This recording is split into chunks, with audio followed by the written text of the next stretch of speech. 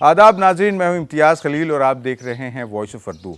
नाज़रीन, मेरे पीछे जो मस्जिद, कदीम मस्जिद आप देख रहे हैं, ये वो मस्जिद है जिसके ताल्लुक़ से कहा जाता है कि उस वक्त तामीर हुई जब मुसलमानों का क़िबला जो है वो बैतुल मुक़द्दस था।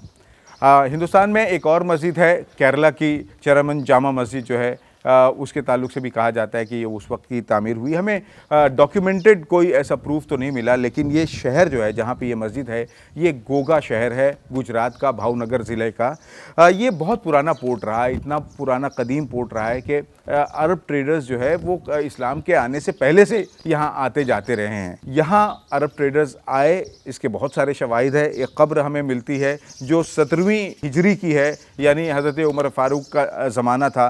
तो इससे इस बात का अंदाज़ा होता है कि यकीनन ये जो मस्जिद है जिसके ताल्लुक़ से पूरा शहर इस बात की गवाही देता है, 90% यहाँ की आबादी मुसलमानों की है, ये गवाही देते हैं कि ये अपने बुज़ुर्गों से यही सुनते आ रहे हैं कि ये अल्लाह के रसूल सल्लल्लाहु अलैहि वसल्लम के ज़माने की मस्जिद है। आइए आपको दिखाते हैं मस्जिद का तर्ज़ तामीर क्या है।